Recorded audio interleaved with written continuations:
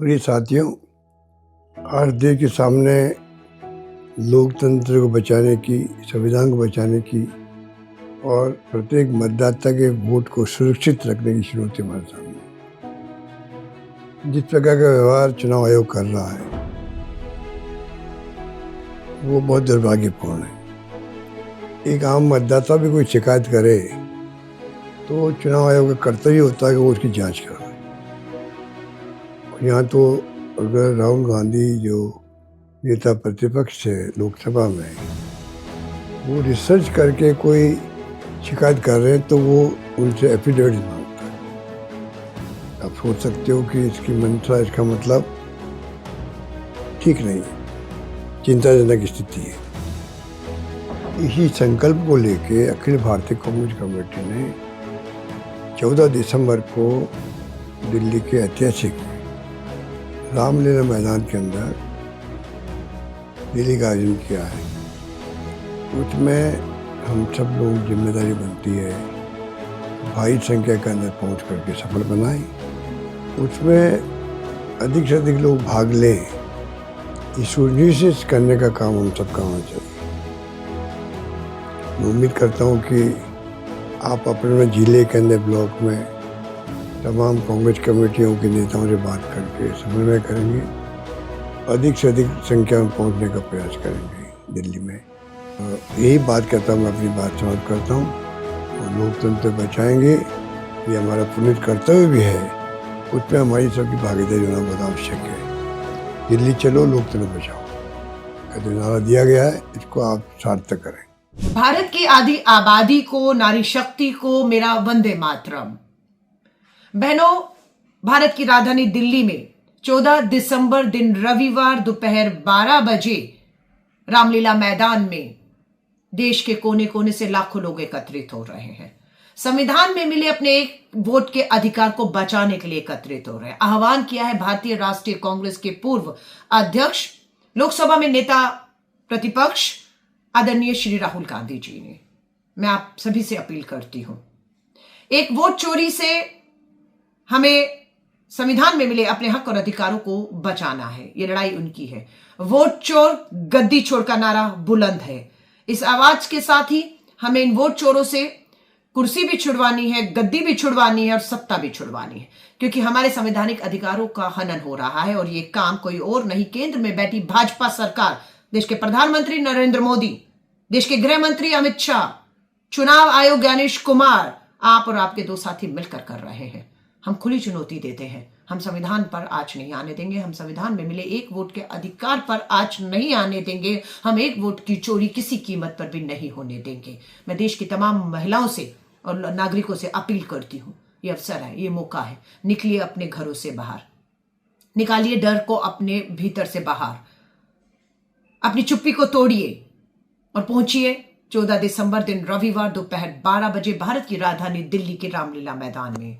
चलो दिल्ली के नारे के साथ। जय हिंद, जय भारत। आदरणीय सभी मध्य प्रदेश के परिवारजनों, मेरे परिवार के वो साथी जो जिला अध्यक्ष हैं, जो पीसीसी के हमारे कमेटी में जो वरिष्ठ जन हैं, जो पूर्व सांसद, पूर्व विधायक, वर्तमान विधायक, जो प्रत्याशी रहे हमारे लोकसभा विधानसभा के, सारे हमारे ब्लॉक अध्यक्ष, एक एक कांग्रेस का कार्यकर्ता हो, चाहे गांव का, चाहे शहर का, चाहे वार्ड का, चाहे पंचायत का। मैं सबसे यूथ कांग्रेस, एनएसयूआई, महिला कांग्रेस, सारे फ्रंटल ऑर्गेनाइजेशन के हमारे परिवार के साथियों से सबसे आग्रह कर रहा हूं कि 12 बजे 14 तारीख के दिन रामलीला मैदान, हम सबको ज़्यादा से ज़्यादा मध्य प्रदेश की सबसे बड़ी तादाद बननी चाहिए।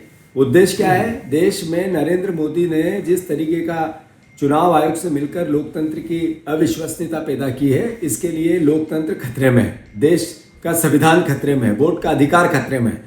इसको लेकर राहुल गांधी जी आवाज उठा रहे हैं, उस आवाज में ताकत देनी है। इसलिए 14 तारीख को 12 बजे से पहले रामलीला मैदान सभी परिवार के साथियों से आग्रह है, प्रार्थना है, ज़्यादा से ज़्यादा तादाद में आप सबको पहुंचना है। ये वीडियो ही मेरा निमंत्रण है, पार्टी का निमंत्रण है, खड़गे जी का निमंत्रण है।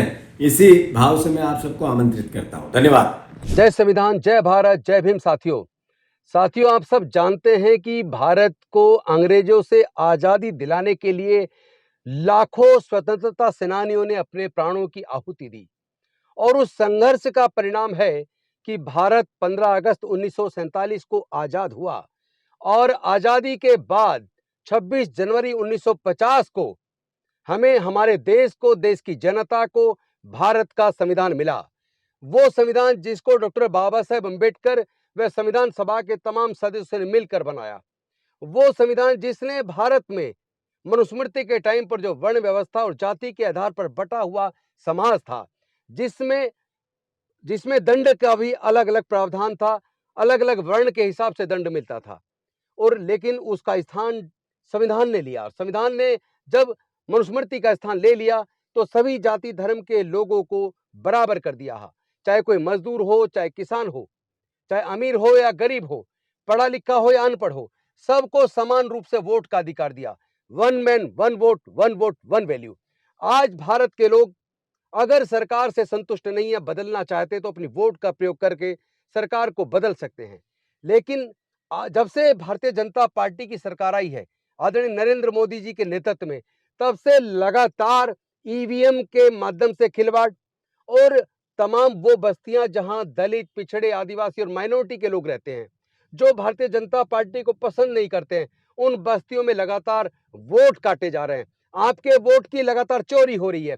और ऐसे हालात में जब देश का संविधान और देश का प्रजातंत्र पूरी तरह खतरे में है, ऐसे में आदरणीय राहुल गांधी जी के नेतृत्व में आजादी की दूसरी लड़ाई जो 14 दिसंबर 2025 को रामलीला मैदान दिल्ली से शुरू होने वाली है, मैं आप सबसे आह्वान करता हूं साथियों, भारी संख्या में अपने देश को बचाने के लिए, अपने देश के संविधान व प्रजातंत्र को बचाने के लिए आप लोग सुबह 11 बजे दिल्ली के रामलीला मैदान आइए, जहां से आजादी की दूसरी लड़ाई की शुरुआत आदरणीय खड़गे जी के नेतृत्व में, आदरणीय राहुल गांधी जी के नेतृत्व में, आदरणीय प्रियंका गांधी जी के नेतृत्व में और अपने तमाम वरिष्ठ नेताओं के नेतृत्व में आजादी की दूसरी लड़ाई की शुरुआत होगी। तो मैं आप सबसे आह्वान करता हूं 14 दिसंबर 2025 दिल्ली के रामलीला मैदान में आप सब लोग मित्रों सहित, परिवार सहित आइए। हम और आप मिलकर अपनी वोट की चोरी को भी रोकेंगे और आह्वान करेंगे, वोट चोर गद्दी छोड़।